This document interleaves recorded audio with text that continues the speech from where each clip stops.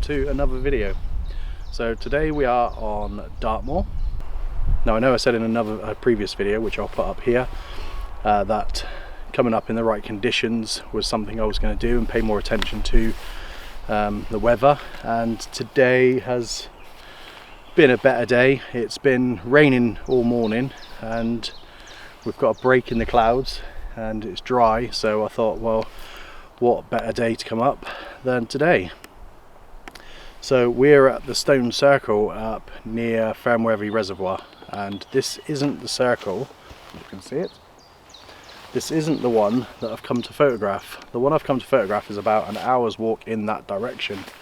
So let's get over there and have a look.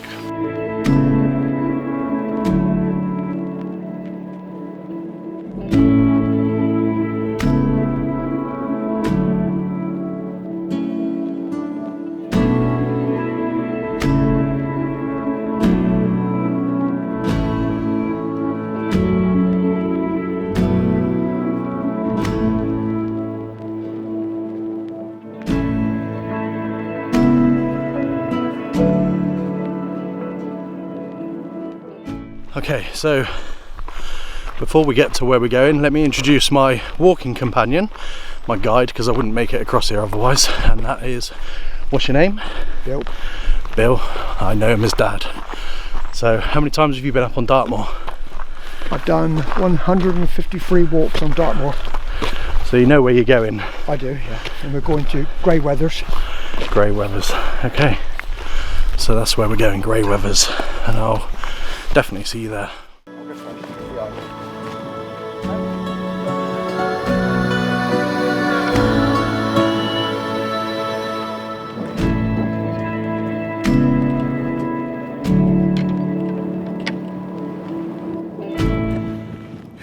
Right, quick update. We've come from the edge of the forest. I don't know if you can see.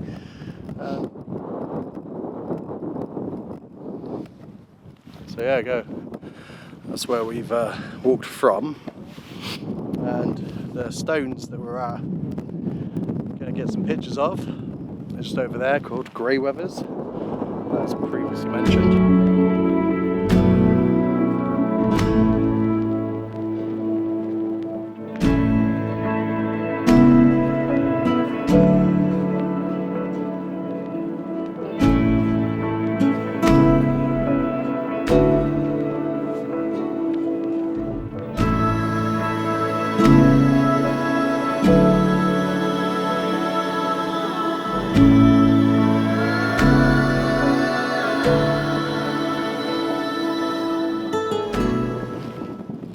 So we finally made it to the stone circles.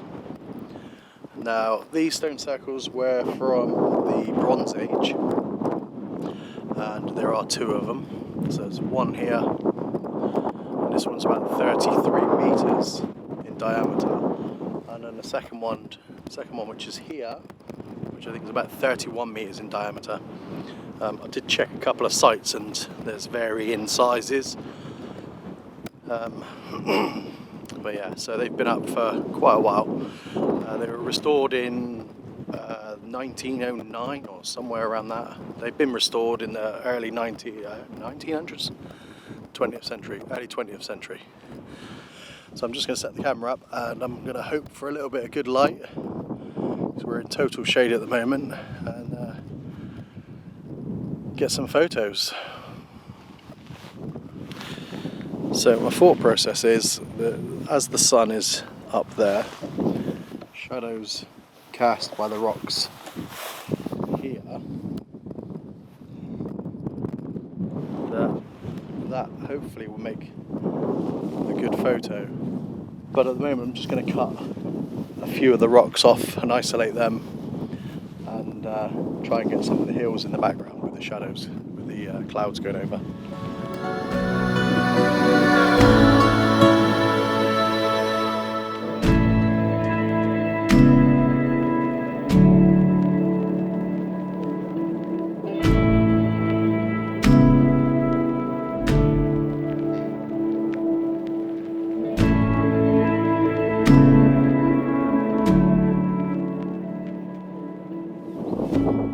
So we're at 25th second.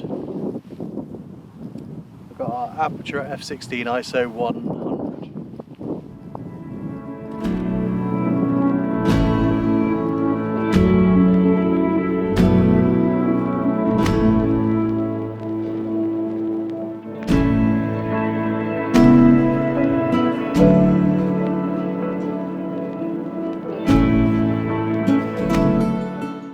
So I've got a couple of images of the rocks in a few different angles, some up high, some low, and I've also put the neutral density filter on, and I've also put a polarizer on to see what the difference it would make. Let me know what you think in the comments, and I will post them up on the screen now.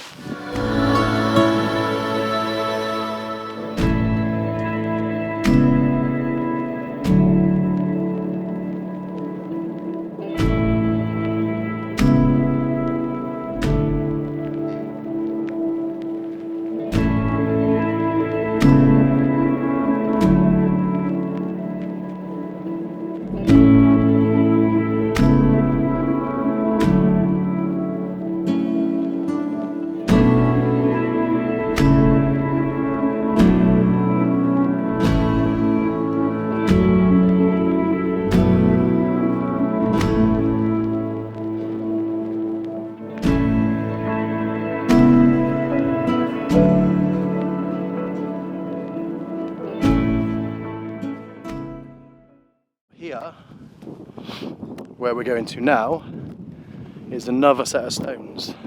So we're just going to go and have a look at that first and see what it looks like. And so a couple of compositions I've just seen walking here. We've got sun's sort of a bit cloudy at the moment, so when the sun comes through across the moors there, you can see it's lighting up some of the tors, which is quite nice. So I'm going to hopefully see if I can get one of those. And there's also down the bottom here, you can see there's a little farmhouse, where the set of trees are. There's an old farmhouse there, and below that there's a stream that goes down into the valley bit, and see if I can get some pictures with the water in there. Yeah, so I'll see you in a second.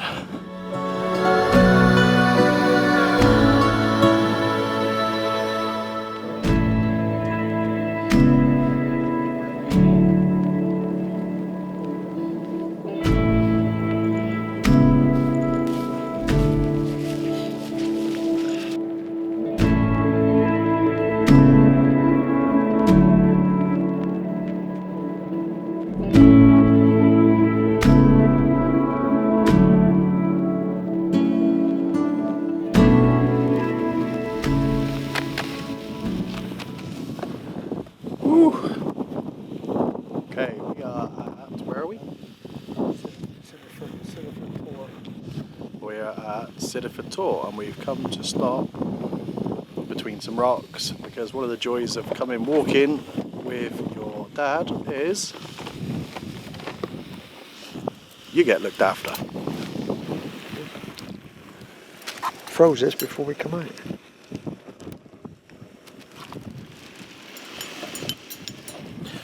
So we got sausage, bacon, bread rolls, butter, nice little cooking stove, and you can't see it but around the other side the kitchen sink and some water.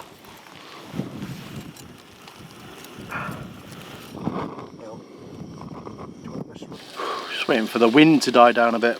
So in the meantime, sausage and bacon bap.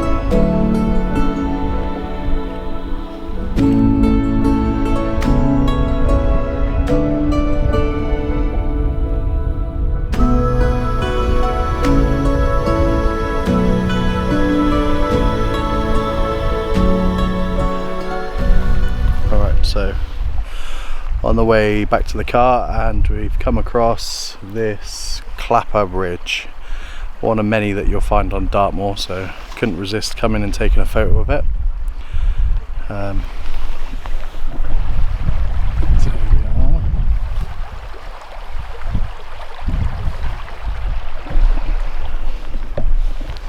So I'm going to use the ND8 to 2000, which, if you haven't seen the video I got recently, the video I'll put up here. And I'm going to have my shutter speed at bulb. I'm going to have it on bulb, and I'm going to have my depth of field at f22, ISO 100, and I'm going to try a couple of different compositions. I'm just going for the straight on one at the moment, and then I'll move around a little bit and see if I can get a different angle.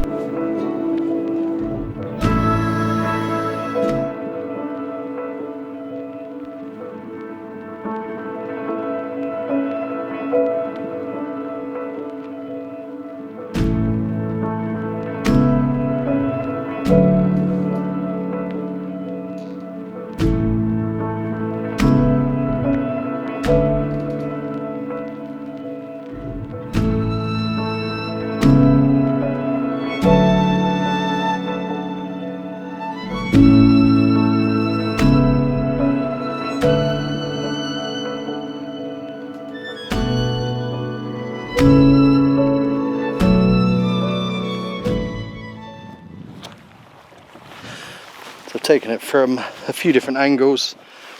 I'll pop up the best ones on the screen, but I just wasn't feeling it. I don't know, it just doesn't, it's not sitting right. I think it might be just of all the vegetation around it or whatever it is. So the composition I've ended up going for is down there.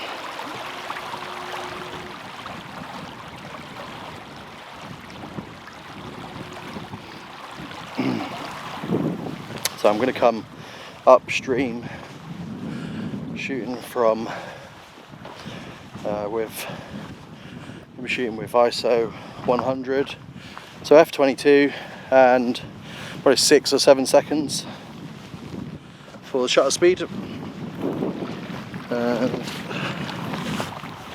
Got a neutral density filter on and a polarizer on as well for the water.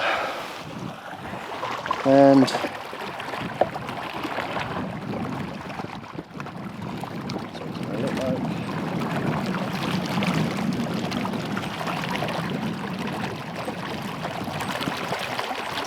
that was 8 seconds.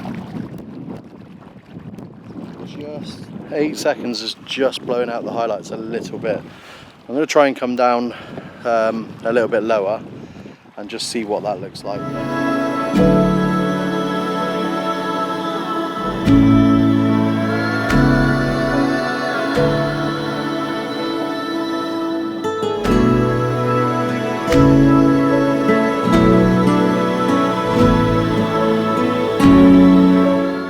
Like I said before in previous videos, I do struggle with composition. It's probably one of my harder things to do, to sort of like get right. But I'm working on it. I'm getting there. I think for me, like balancing the image, having the leading lines, having, you know, knowing all the rule of thirds and all that sort of stuff, I think there's a lot to do. So yeah, so the old man glasses, because I keep losing them, so the wife says I've got to wear them so I don't lose them every time I go out taking photos. Talking of the wife, might be doing one on my phone, because if I hear her say about how iPhones are better for vlogging than an actual camera one more time, I might have to just film a vlog on an iPhone just to prove her wrong. Although I am a bit worried that she might be right. So there you go. So keep an eye out for the iPhone vlog. Although, saying that, talking about changing cameras, this camera that I'm using now is called the XA11. It's by Canon.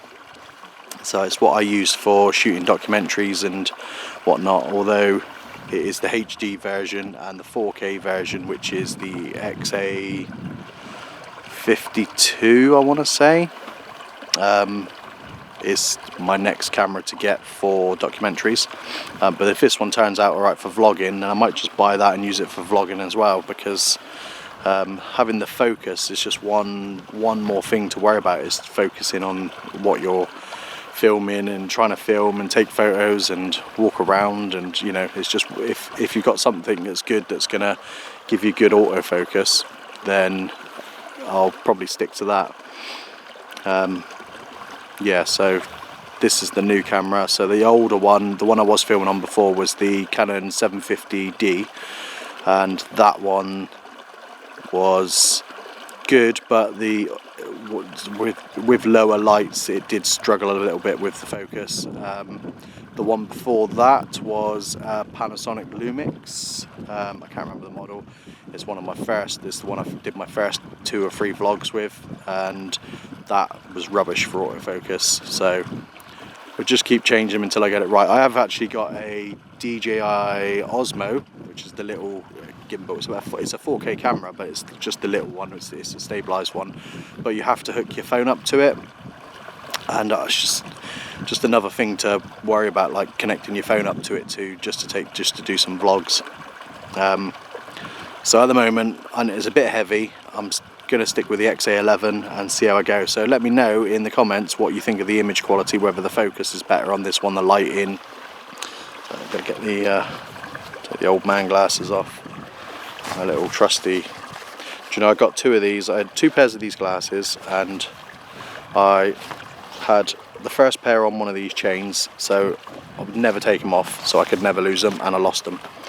And then this pair I've had, and I keep losing these, but keep finding them in strange places like the car glove box and my coat pocket and stuff. So far I haven't lost them. Okay, so I think I'm actually going to call it a day on this one. I've taken that image, and like I said, I'll put it up on the screen if I haven't already. And do let me know in the comments. Oh, look at that, look. Do let me know in the comments what you think of the photos. Please do consider dropping a like if the video is worth it, because the YouTube algorithm does see that as a really big thing, as the likes and subscribes are the main things that the algorithm likes, and it just lets people know that my videos are worth watching. Yeah,